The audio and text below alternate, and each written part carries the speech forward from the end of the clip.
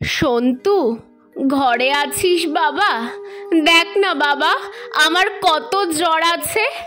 আমার কাছে তো থার্মোমিটার নেই, তোদের থার্মোমিটারটা দিয়েই দেখে দে বাবা, আমার এখন কত জ্বর আছে। মাথাটা খুব ভার হয়ে আছে, মাথা তুলে দাঁড়াতে পারছি না, খুব কষ্ট হচ্ছে রে। তোমার আর আসার সময় হলো না মা, জানো এই সময় আমার হাতে কত কাজ। এখন হবে না, তুমি পরে এসো। একটু দেখে দে বাবা, জ্বরটা কত আছে জানলে ওষুধটা খেতে পারবো। তারপর সুচিত্রা দেবীর ছেলে সন্তু বিরক্ত সহকারে জ্বরটা দেখল। জ্বর তখন 102। এই শুনে সুচিত্রা দেবী ঔষধ খেলেন এবং বিছানায় শুয়ে পড়লেন। আর এদিকে ছেলে, বৌমা, নাতি সবাই দুপুরের খাবার খেয়ে নিল। সুচিত্রা দেবীকে খাবারের জন্য একবারও কেউ ডাকলেন না। আসলে এর আগে সুচিত্রা দেবী খাওয়ার সময় হলে একাই চলে আসতেন খাবারের জায়গায়, কিন্তু আজ এতটাই শরীর খারাপ যে উনি আসতে পারেননি, আর কেউ ওনাকে ডাকেনি খাওয়ার জন্য। এরপর 3:30 নাগাদ সুচিত্রা দেবী উঠে এসে বলেন, বৌমা, আমাকে আজকে দুপুরে খেতে ডাকলে না? আসলে জ্বরের ওষুধটা খেয়ে নিতেই শরীরটা এত দুর্বল লাগলো যে কখন চোখ লেগে গেছে জানি না, তাই খাওয়ার সময় আসতে পারিনি। এখন আমার খুব খিদে পেয়েছে, আমাকে কিছু খেতে দাও।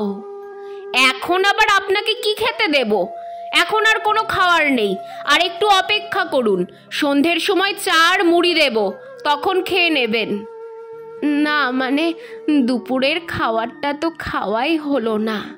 খাওয়া হলো না তো হলো না, উনি মহারানী, বিছানায় শুয়ে থাকবেন আর আমাকে ডেকে খাওয়াতে হবে।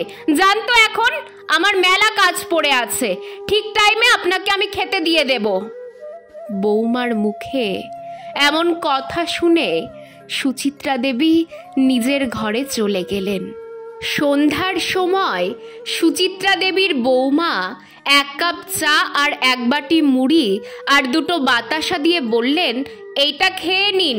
খাই খাই করে তো এক্ষুনি জ্বালিয়ে মারছিলেন, একে অসুখ বেঁধেছে, গাদা গাদা ওষুধের খরচ, তার উপরে খাই খাই, অনেক তো হলো, এবার তো স্বর্গে যেতে পারেন, আমরাও তাহলে একটু বেঁচে যাই। এই বলে সুচিত্রা দেবীর বৌমা ঘর থেকে বেরিয়ে গেলেন। এরপর সুচিত্রা দেবী ভগবানকে উদ্দেশ্য করে বলেন, কেন বাঁচিয়ে রেখেছ ভগবান এই দিন দেখার জন্য? আমি আর বাঁচতে চাই না। তারপর কান্নায় ভেঙে পড়েন। পরের দিন সকালে সন্তু মাকে বলে, মা, আজকে একটু ব্যাংকে যেতে হবে, আমার কিছু টাকার প্রয়োজন আছে, ওই পেনশনের টাকাটা আমার পুরো লাগবে, তুমি তাড়াতাড়ি তৈরি হয়ে নাও। সুচিত্রা দেবী এবার একটু বেঁকে বসলেন। না, আমি টাকা তুলব না, আর যদিও টাকা তুলি সেই টাকা আমি তোকে দেব না। টাকা কেন দেব বলতো? তোরা আমাকে মা তো দূরের কথা, মানুষ বলেও মনে করিস না। গতকাল যে আমি দুপুরে খাইনি সেই খোঁজটা রেখেছিস? আমি যে অসুস্থ, আমি কেমন আছি একবারও জিজ্ঞেস করেছিস? করিসনি। কিন্তু পেনশনের টাকাটা যেই প্রয়োজন তখনই মায়ের কথা মনে পড়ল। মাসে আমি পেনশন 16,000 টাকা পাই, সেই টাকায় আমি খুব ভালোভাবে থাকতে পারি। তারপরও তোরা আমাকে নানাভাবে কথা শোনাস, আর বৌমা তো কালকে আমার মৃত্যু কামনা করেছে। আমি ঠিক করেছি আমার পেনশনের একটা টাকাও আমি আর তোকে দেব না। তুই কিভাবে সংসার চালাবি, তোর প্রয়োজন মেটাবি সেটা তুই দেখে নে। আমি ঠিক করেছি আমি বাড়িতেই থাকবো না, চলে যাব কোনো বৃদ্ধাশ্রমে।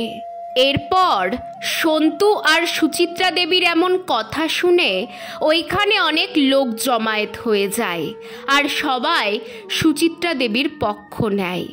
সন্তু তখন খানিকটা ভয় ও লজ্জায় সবার সামনে বলল, আমি তোমাকে কথা দিচ্ছি মা, আজ থেকে তোমার আর কোনো কষ্ট হবে না। আমি তোমার খেয়াল রাখবো। আর তোমার পেনশনের টাকা আমার চাই না, তোমার যাকে ইচ্ছে তুমি দিতে পারো। এই বলে সন্তু মাকে জড়িয়ে ধরে। সুচিত্রা দেবীও সন্তুকে জড়িয়ে ধরে আর বলেন, আমার যা কিছু আছে সবই তো তোর বাবা, আমি আর কাকে দেব? আসলে এই বৃদ্ধ বয়সে তোদের কাছে ভালোবাসা ছাড়া আমরা আর কোনো কিছুই চাই না রে।